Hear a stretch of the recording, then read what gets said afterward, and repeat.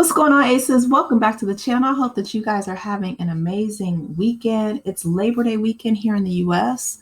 So everybody here in the United States, I hope that you guys are relaxed, enjoying that extra day off on Monday. Leah Remini, the actress from King of Queens, she posted that after 28 years together and 21 years of marriage, we have decided to file for divorce from her husband, Angelo. Now, this is really interesting because it comes right off the heels of Lo, who, has been her best friend for almost, I think, the same time, or even before that, because they're both from New York, and they've been best friends for decades. And Jennifer Lopez has recently filed for divorce from Ben Affleck for the second time, and now Leah Remini is filing for divorce from her husband of 21 years, and she says that they were together for 28 years. Wow. It just makes me think about, like Judge Mathis, his wife just filed for divorce after 39 years. Like Cat Williams was not playing when he was on Club Shay Shay's couch with Shannon Sharp, and he said that 2024 is going to be the year of revelation, because I'm just like, that is it's sad to hear, but I feel like 2024 is just revealing so much, so many things. I'm going to read you guys what she put on Twitter. Leah Remini says, well, here we are. After 28 years together and 21 years of marriage, we have decided to file for divorce. This decision came after a lot of thought and care. And as hard as divorce is, we are approaching this with a positive outlook because we know it's what's best for us. We are proud of how we have worked through this together. Yes, we're sad. And yes, we've got some figuring out to do as we continue to move forward into our new normal. Together, still in many ways, and apart in some new ones. But here's the thing, we've been best friends for so many years. We are still celebrating holidays together, watching our favorite TV shows together, and gathering as a family. So, the big question, why? To put it simply, we both changed, as people do, and we got used to playing roles that didn't fit us anymore. After a lot of effort and consideration, we've decided to take this step, which reflects who we are today. Our bond is still strong, it's just evolved into something different. We think a marriage that lasted this long and created so many beautiful memories, especially raising our incredible daughter, is something to celebrate. From our perspective, this marriage was a huge success. And now we're looking forward to creating even more cherished moments, just in a different way. We want to be as transparent as we can be here because for years we've shared our marriage so publicly, whether it was on our specials on VH1 or our reality show, which ran for 2 seasons on TLC. I didn't know they had a reality show. That's interesting. Okay. We are sharing this unknown territory with you all as we take our first steps into this new stage of our lives publicly. We would love for everyone to have more access to different kinds of relationship stories and not feel so isolated in navigating the changes that millions of couples make every year. We hope our journey can inspire others to see that relationships, whether they change or end, aren't failures. We'll keep sharing snippets of our lives as we navigate this new chapter. Love, Leah and Angelo. Well, that's, that reminds me of what Monique Samuel said about her relationship with Chris. And I touched a little bit about it in a video I made. I know Katie was probably just trolling everybody, but I thought, it was really funny. And not funny in a sense that, I never want to see families break up. But just her, shooting her shot with Chris, because that's just Katie's personality.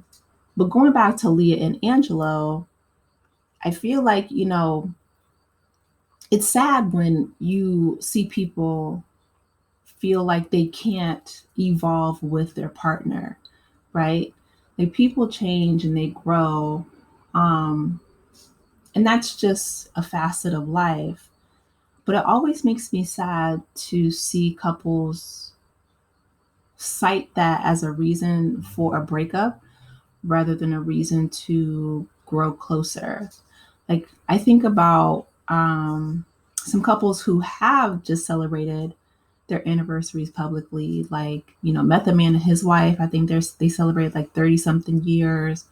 Grant Hill and Tamia, they have really long lasting relationships, and it's always refreshing to see couples that are able to navigate the storms of life together. And a lot of people I've talked to who have been in long lasting relationships and marriages, or not even long lasting because it's not that old, but at least, like 10 or more years, have said that those things bring them closer together once they're able to get on the other side of that, whatever the storm is. So I applaud them for being so open and transparent. They didn't have to do that. Um, and her statement is very mature because we've seen some divorces just be really nasty in public, like Portia and Simon's or Kim and Croy's. Nobody needs that. But the fact that they can still co-parent together or still get together at family gatherings just speaks to their character and who they are, not only as parents but as partners and as people. So it does make me sad though, because that's such a huge chunk of your life. If they were together 28 years and married 21, see, I don't know. I've never been in that situation where I've had a relationship that was like over the span of decades. I'm hoping that I possibly will soon find my person and have that experience. Because in my mind, I'm thinking, unless it's something really significant or substantial, after like 20 years, we could just ride it out. Like we need to go, on you know, a hotel staycation, or take a trip by yourself and collect yourself or whatever, that's fine.